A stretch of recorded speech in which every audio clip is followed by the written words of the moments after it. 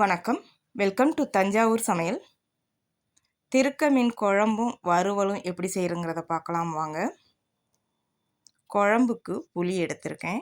இந்த புளியை கழுவிட்டு தண்ணி ஊற்றி இதை ஊற வச்சுக்கலாம்.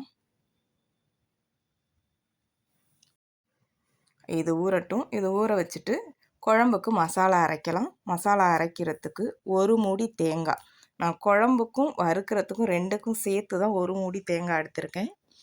1.5 டீஸ்பூன் சீரகம், 1.5 டீஸ்பூன் மிளகு சேர்த்து இது கூட 10லேருந்து 12 பல் பூண்டு சேர்த்து இதையும் அரைச்சி எடுத்துக்கலாம். இது மாதிரி துருவிட்டு அதுக்கப்புறம் தண்ணி சேர்த்து இதை நல்லா நைஸாக அரைச்சிக்கலாம். இப்படி அரைக்கும்போது தேங்காய் நல்லா மசிஞ்சிரும், முழுசாக இருக்காது. இப்போ இதை நல்லா அரைச்சாச்சு. இது இருக்கட்டும். இதில் 1/2 கிலோ திருக்க மீன் கழுவி இருக்கேன். இதை சின்ன சின்ன பீஸாக கட் பண்ணிக்கிட்டிங்கன்னா தான் உங்களுக்கு மசாலாவெலாம் நல்லா உள்ளே சாரும். ரொம்ப பெருசாக இருந்துச்சுன்னா உள்ளே நல்லா மசாலா போகாது, வேகிறதுக்கும் கொஞ்சம் நேரம் ஆகும். இப்போ இதோட மசாலா சேர்த்துடலாம். இப்போ நம்ம அரைச்சி வச்சுருக்க தேங்காயிலேருந்து ஒரு 3 டேபிள் ஸ்பூன் எடுத்திருக்கேன். குழம்புக்கு அரைச்சிருக்கிற அதே தேங்காய் தான், தனியாக எதுவும் நான் அரைக்கலை. 1/4 டீஸ்பூன் மஞ்சள் தூள், 1.5 டேபிள் ஸ்பூன் மிளகாய்த்தூள், தேவையான அளவு உப்பு சேர்த்து இதை நல்லா கலந்து விட்டு 1 மணி நேரம் ஊற வச்சுக்கலாம். இது ஊறட்டும். இப்போ குழம்பு வைக்கிறதுக்கு புளி ஊற வச்சோம் இல்லையா, அதை கரைச்சி எடுத்துட்டு இது கூட 1/4 டீஸ்பூன் மஞ்சள் தூள், 2 டேபிள் ஸ்பூன் மிளகாய்த்தூள், 2 டேபிள் ஸ்பூன் மல்லித்தூள், அரைச்ச தேங்காய் அதோடு சேர்த்து இதை நல்லா கலந்துக்கலாம். தேவையான அளவு தண்ணி ஊற்றி இதை குழம்பு கரைச்சி எடுத்துக்கலாம்.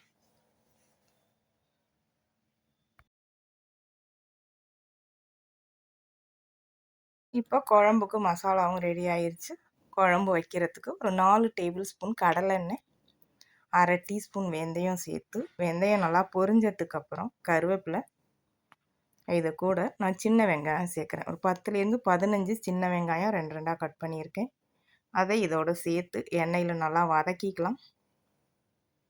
நல்லா வதங்கினதுக்கப்புறம் இது கூட 5 பச்சை மிளகாய் அதோடு சேர்த்துருக்கேன். அதையும் வதக்கிக்கலாம். நல்லா இந்தளவுக்கு வதங்கினதுக்கப்புறம் இது கூட 2 தக்காளி அதை இதோடு சேர்த்து வதக்கிக்கலாம். வெங்காயம் தக்காளி சீக்கிரம் வதங்குறதுக்காக இது கூட கொஞ்சம் உப்பு சேர்த்து வதக்கினா சீக்கிரம் வதங்கிடும். நல்லா கலந்து விட்டு வதக்கிக்கலாம்.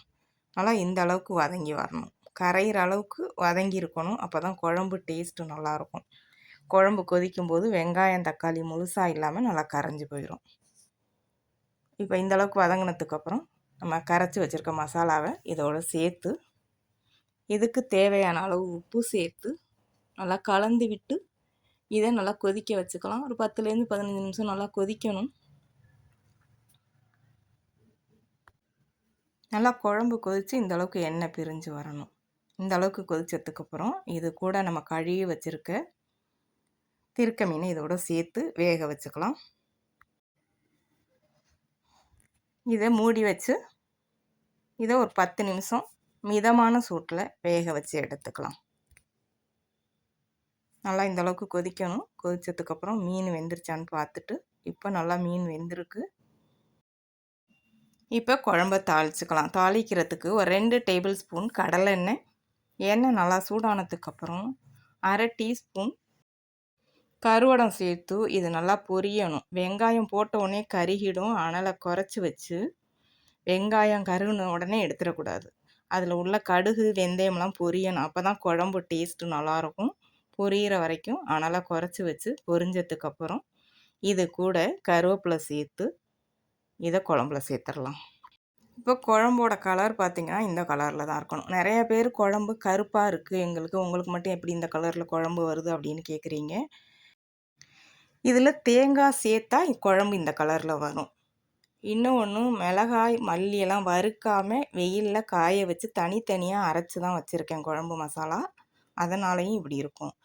அப்புறம் சில பேர் குழம்பு காய் வதக்கும் போதோ இல்லை மசாலாவே எண்ணெயில் போட்டு வதக்குறீங்க பார்த்தீங்களா, அதனாலையும் குழம்போட கலர் மாறும்.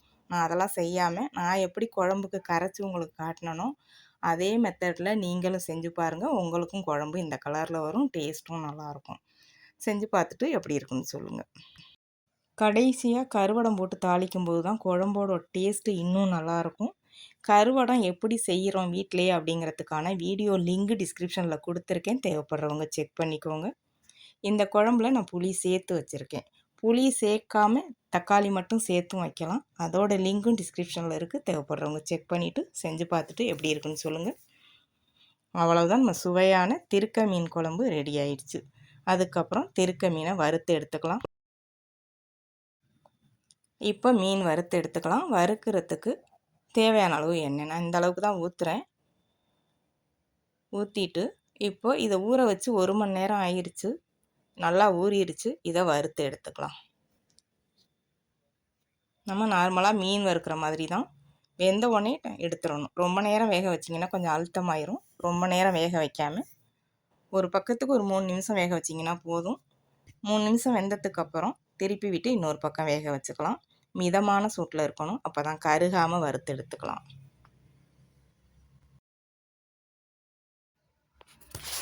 நல்லா இந்த அளவுக்கு வேக வச்சு எடுக்கணும். இப்போ இது நல்லா வெந்துருச்சு. இது கூட கருவேப்பிலை சேர்த்து கருவேப்பிலை பொரிஞ்சதுக்கப்புறம் எடுத்துடலாம்.